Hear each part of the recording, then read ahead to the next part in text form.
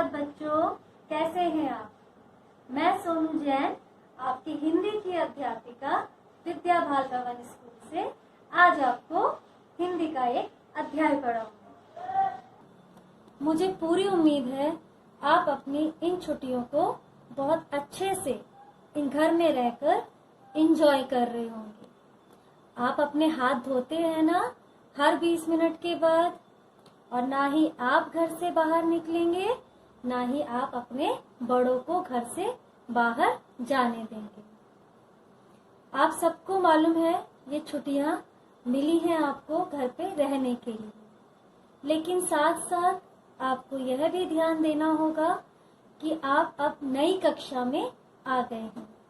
नई कक्षा में आने का मतलब है आप अब नया कुछ सीखेंगे।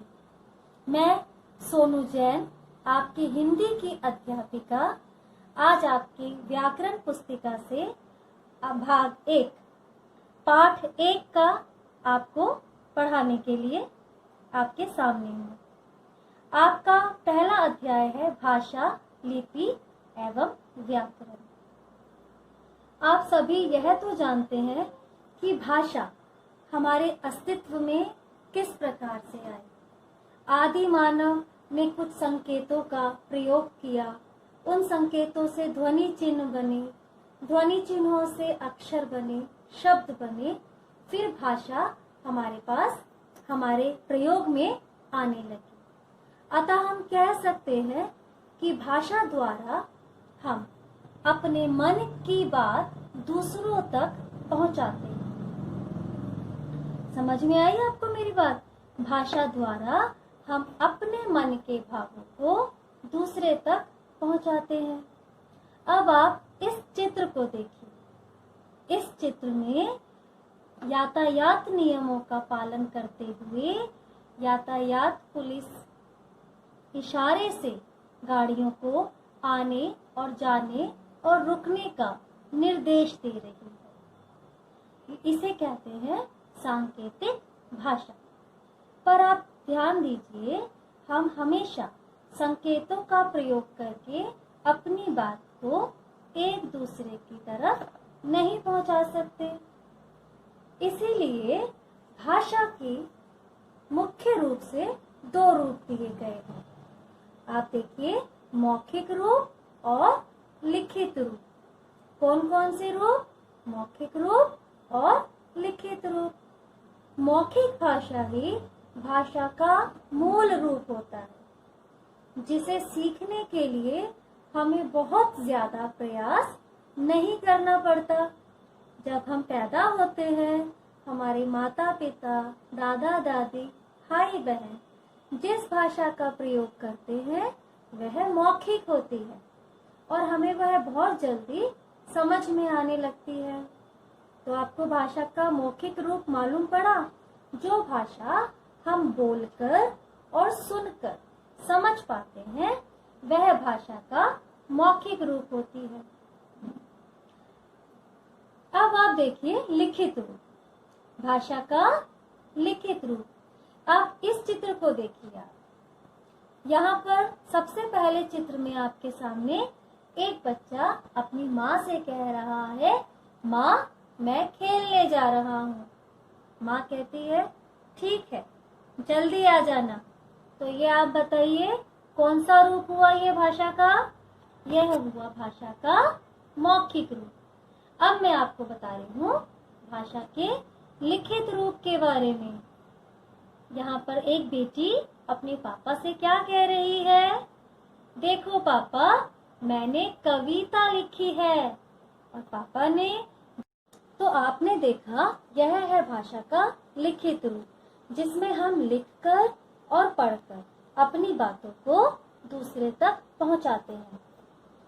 सांकेतिक भाषा भाषा के मूल रूप में नहीं आती है। क्यों नहीं आती है? आप देखिए, मैंने 2 संकेत बनाए हैं। ये है ट्रैफिक नियम, आपने देखे होंगे ना, जहाँ पर सिर्फ सांकेतिक भाषा का प्रयोग हम सिर्फ तभी कर पाते हैं जब या उसके हम सामने हों। और हर समय तो यह नहीं हो सकता कि हम सामने ही हो। इसीलिए सांकेतिक भाषा भाषा के मूल रूप में नहीं आती है। तो आपको पता चला भाषा के मूल रूप कौन से हैं? मौखिक भाषा और लिखित भाषा। अब आप देखिए भाषा के आयाम, यानी कि भाषा हमें किस किस रूप में मिलती है। सर्वप्रथम मैं आपको बता रही हूँ बोली के बारे में। बोली भाषा का क्षेत्रीय रूप होता है। कौन सा रूप होता है? क्षेत्रीय रूप, यानी कि बहुत छोटे क्षेत्र में, एक सीमित क्षेत्र में जिस भाषा का प्रयोग किया जाता है उसे हम क्या कहते हैं? उसे हम बोली कहते हैं।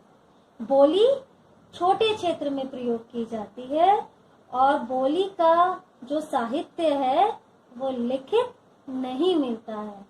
अधिकतर बोलियों में लोकगीत मिलते हैं, लोक कथाएं मिलती हैं, जबकि भाषा एक विस्तृत रूप होता है भाषा का, जिसे 70 या 80% जनता उस देश की बोलती है। उसके बाद आती है बच्चों मातृभाषा। मातृभाषा वह भाषा होती है जो हम अपने घर में अपने परिवार के सदस्यों के साथ बोलते हैं। तो समझ में आई? जो हम अपने मम्मी पापा, भाई बहन, दादा दादी, नाना नानी के साथ जिस भाषा का प्रयोग करते हैं उसे हम मातृभाषा कहते हैं। तो मातृभाषा के बाद बच्चों अब हम बात करेंगे राष्ट्रभाषा के रूप में। राष्ट्रभाषा एक देश की अधिकतर जनता द्वारा बोले जाने वाली भाषा को कहते हैं। समझ में आई? जहाँ हिंदी भाषा हमारी राष्ट्रभाषा है, इसे हमारे देश में लगभग 70% लोग राष्ट्रभाषा के रूप में प्रयोग करते हैं। तो हमारे देश की राष्ट्रभाषा कौन सी है बच्चों? हिंदी। अब राष्ट्रभाषा के बाद मैं आपको बताऊंगी राजभाषा के बारे में। राजभाषा होती है सरकारी काम काज की भाषा, जिसे सरकार अपने कार्यों में, अपने कामों में प्रयोग करती है, वह होती है राजभाषा। हमारे देश की राजभाषा कौन सी है? हिंदी। तो हिंदी राष्ट्रभाषा भी है और राजभाषा भी। आपने देखा होगा बैंक के काम, डाकघर के काम अधिकतर आपको हिंदी में मिलेंगे। तो ये बात आपको समझ में आई?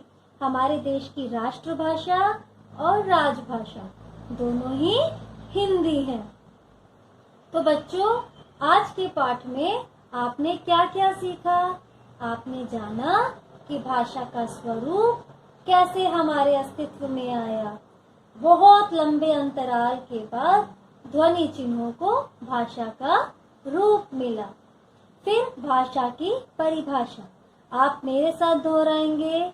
विचारों के आदान प्रदान को हम भाषा कहते हैं। क्या कहते हैं? विचारों के आदान प्रदान को हम भाषा कहते हैं। जिस भाषा के द्वारा हम अपने विचार दूसरों तक पहुंचा पाते हैं उसे हम भाषा कहते हैं। भाषा के मुख्यतः 2 रूप होते हैं, मौखिक और लिखित। मौखिक भाषा बातचीत करना, सुनना। लिखित भाषा लिखकर अपनी बात को दूसरे तक पहुंचाना और पढ़ना। ठीक है? जैसे आप घर में बैठकर अपना होमवर्क करते हैं, वो लिखित भाषा है। समाचार पत्र पढ़ते हैं, वो लिखित भाषा है ना? और भाषा के आयाम आपने आज सीखा कि बोली किसे कहते हैं, मातृभाषा किसे कहते हैं, राष्ट्रभाषा और राजभाषा किसे कहते हैं। तो मुझे उम्मीद है कि आपको आज का पाठ समझ आया होगा। आप घर पर रहकर भी मौखिक और लिखित भाषा के अलग अलग उदाहरण ढूंढ सकते हैं और जब विद्यालय खुलेगा आप मुझसे उनके बारे में बात कर सकते हैं।